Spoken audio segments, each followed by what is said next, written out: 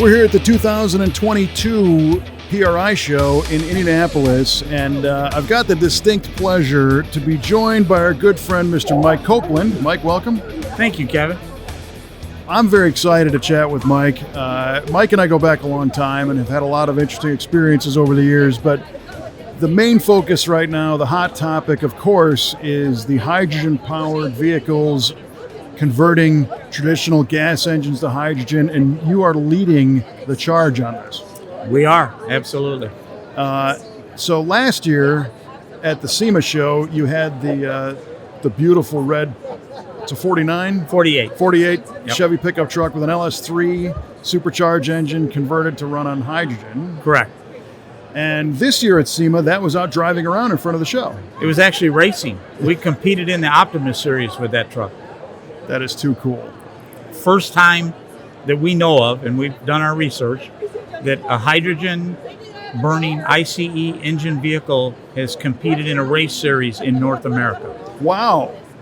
So, yeah. Well, I believe it. I mean, it's not definitely not common. No, it's just not. And then you brought another car out this year too. We did. Yep. We debuted a new car with an advancement of our technology.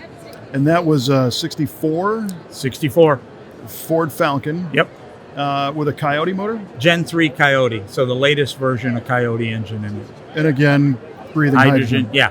That one's is an advancement because that's a direct injected engine instead of port injection like the LS. So we converted the direct injection to hydrogen. And in that specific Coyote series, they also run a port injection. So, and we converted that port injection to water, and that allows us to fine tune and finite control the burn rate of hydrogen.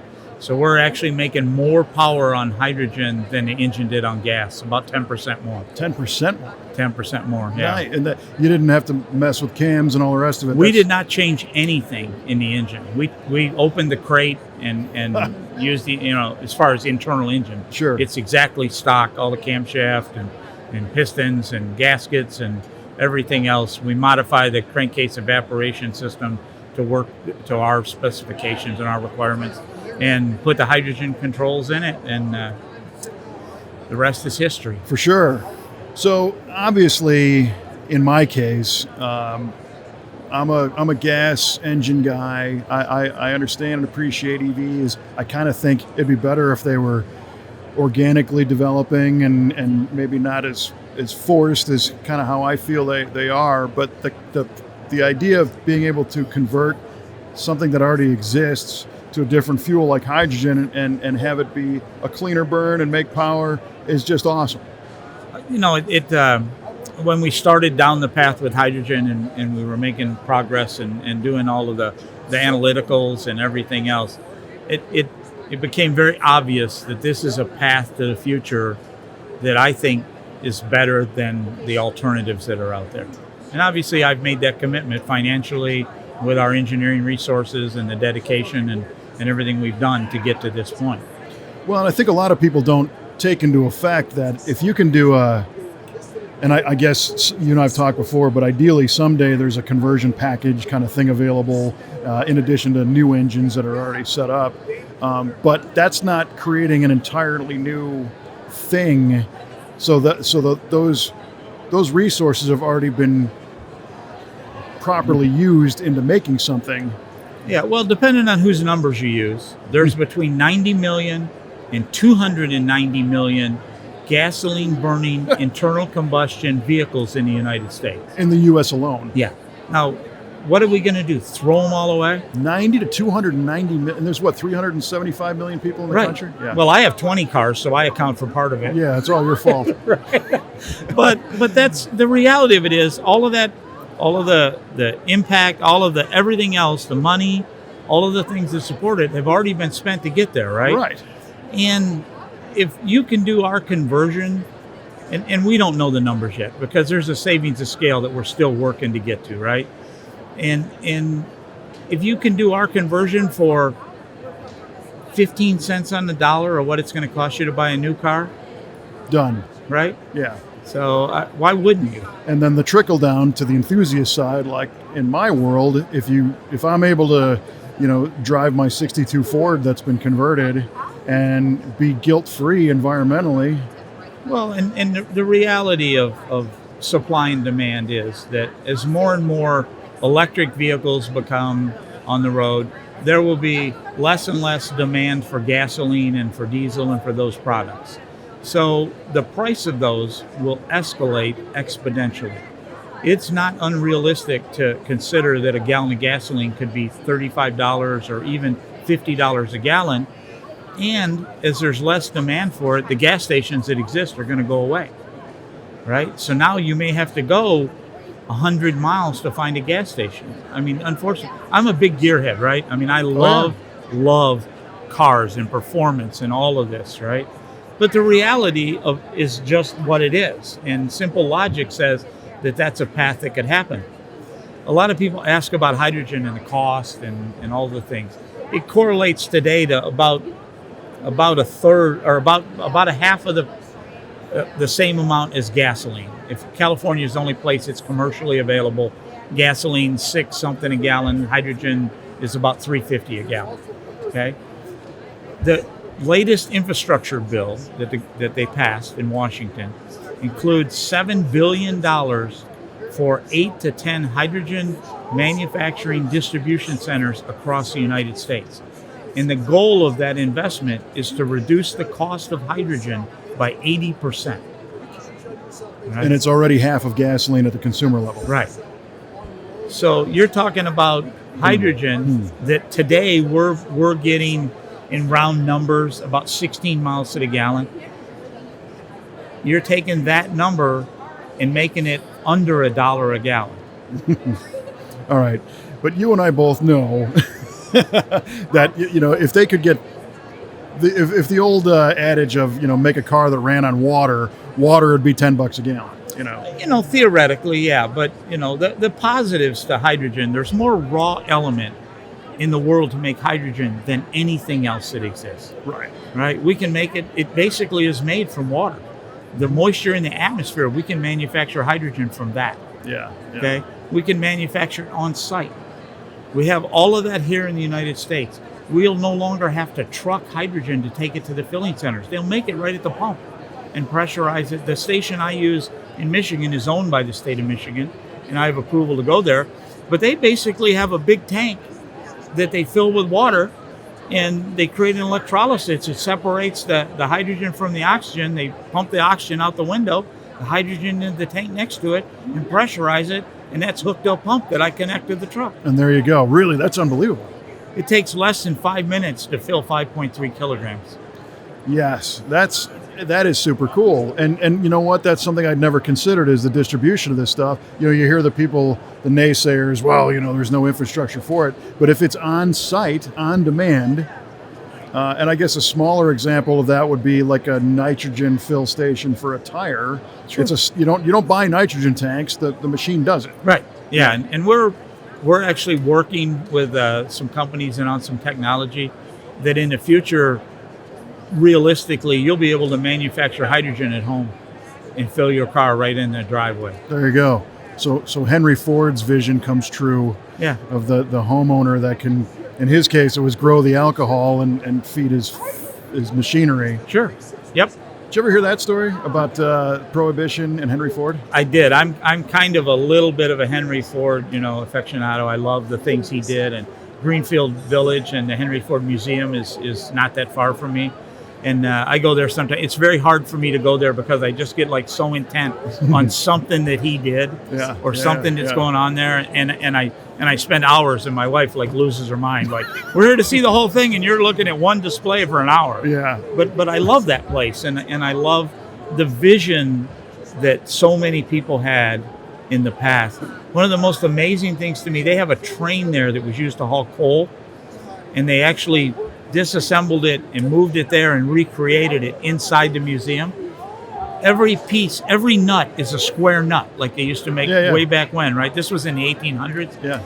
Every steam chamber, everything is studded and double nutted.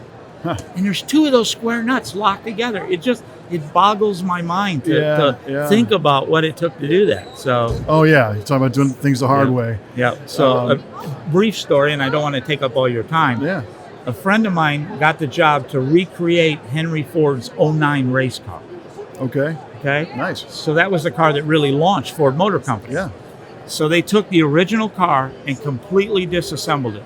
So I was able to go in and look at every single piece of that car completely disassembled.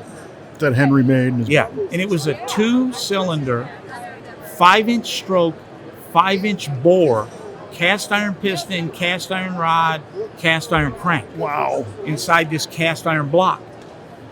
The hardest thing that he had to do to recreate it, the gear that was in the crankshaft that drove the cam, Yeah. was machined into the crank.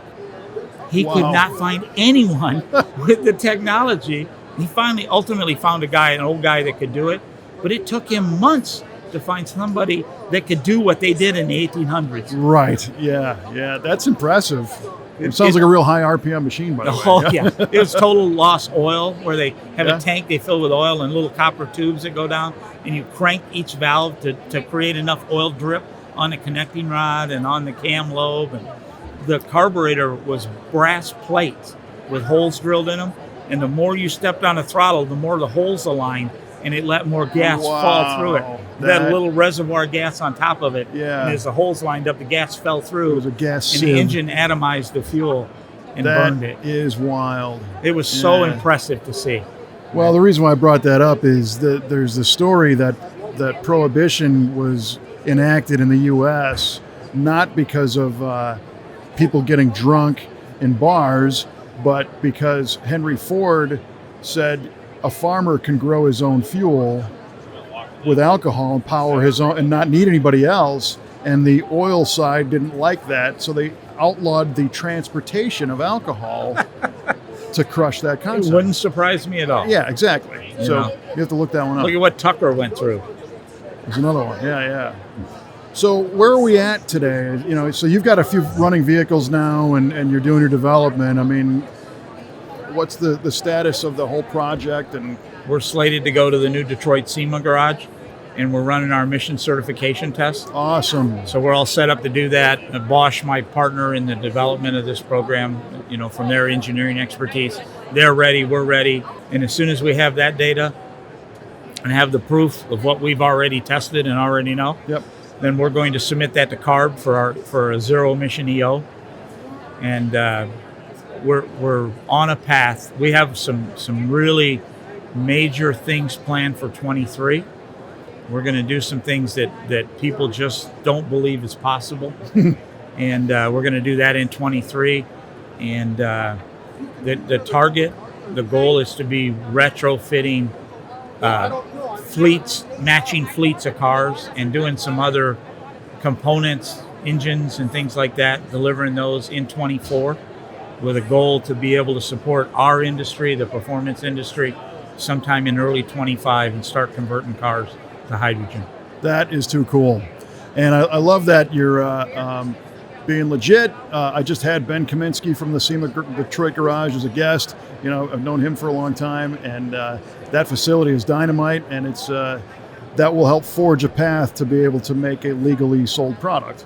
Yeah, absolutely. Yeah. Yeah, that's critical, because there's a lot of us in Detroit, right? A lot of companies like mine that are in Detroit, and it's so expensive to do anyway. And then you add the cost and the travel costs and shipping of vehicles and people and all of the other things associated to go to California to do that. They've worked so hard, SEMA has, to bring in CARB and to work with them, right? Yeah. And the fact that CARB accepts the results of their facility testing shows you how much work they've done together. Peter and Ben and all of the people that are there. I've obviously worked with them a lot through the years, and even more now, and we're all on that path, right? Yeah. So Now you mentioned, of course, the music to our ears is the performance side, but realistically, you're shooting for mass market for daily drivers or even commercial fleet vehicles. Is that the first step, or? yeah, it'll be. So this is really expensive to do. Yeah, I can imagine. Okay, I mean, I've spent a lot of money and to get where we are. Now, Yeah. we're highly successful to be where we are. I think we're in front of most anybody, right? Yeah. But I've spent a lot of money to get here. And in the performance kind of world, almost never are two cars the same. Right. Right. For sure. So, and that requires, we'll have to spend some time working to more closely bring them together. But if you looked at it from a unique calibration standpoint, compared to, as an example, the 2,000 plus cars I have right now that municipalities and governments and other people want done, there may be 250 of the exact same calibration, right? So you have to create the savings of scale. The parts that we're using, Sure. many of them, especially in one-offs, are ridiculous. Oh, yeah. Yeah. I mean, Well, and that's the same thing, take Chevrolet, for example. They make 1 billion truck engines so that Corvettes can have an engine. right. And you're able to lower the cost because you divide the cost across multiples, right? Yeah. Simple math. Divided by 5, divided by 5,000. Right. And at the end of the day, enthusiasts with their weekend cruiser are not the problem. No. And they're not the problem. They're going to need it, I believe, to deal with the availability and the cost of gasoline and all those other things. So right? we can still enjoy them. Yeah. I mean, I have a 4-year-old grandson, right? And as I said, I have 20 cars. And most of them are hot rods, of some sort. I think I have 2 that are stock. Yeah, right. I would expect And that's only because they sit in the driveway all the time. Yeah. But, I mean, I want my 4-year-old grandson to be able to drive our 72 Chevelle SS. I want him to be able to drive that 48 pickup. I want him to be able to drive that Falcon, right? I want him to be able to enjoy that. And I'm afraid if somebody, whether it's me or somebody else, doesn't do something, that won't exist. Yeah.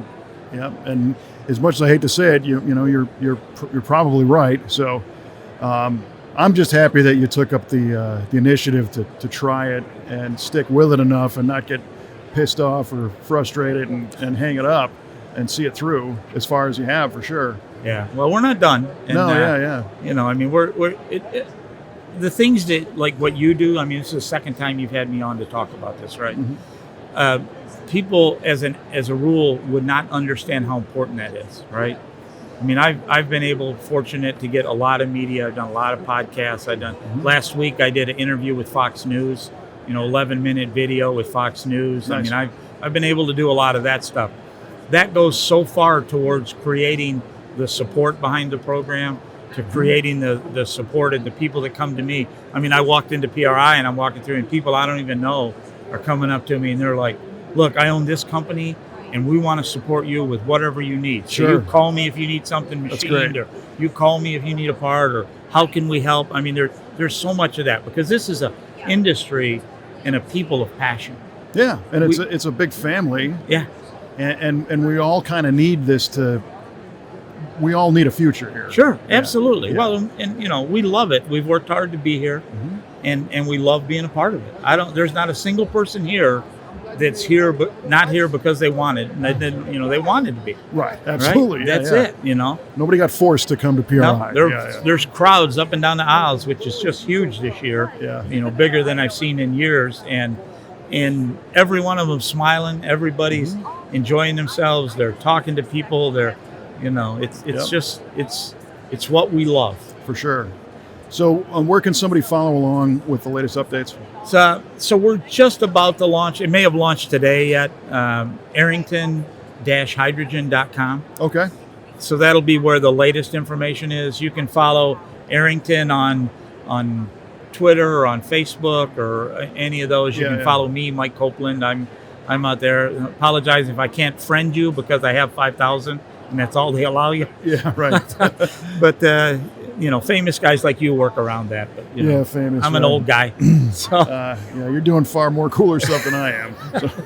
So. Anyway, you can follow there, and then we do our best to get the story out on social and that kind of stuff. When we run the SEMA Garage, we're actually going to do video, so you'll be able to see all of that on through my social, my media. You'll see it at Arrington-hydrogen.com. You'll see it on Bosch. I'd like to actually be up there for that. I'll let you know if you want to come up. All right, we'll stay in touch on that. Yeah, Very I'd love cool. to have you there. All right. Well, listen, Mike, it's always a pleasure. Thanks for what you're doing, And thanks for taking the time to share it with us. And we'll share everything we can in support for sure. Appreciate that. Thank you for having me on. You got it, It's buddy. really have, important. have a great PRI and best of luck in all of it. And we will definitely talk again sometime soon with more updates. Well, you get up Michigan way, we get a decent day, I'll let you drive the truck. There you go. Now we're There's a little incentive for you. yeah, awesome. All right.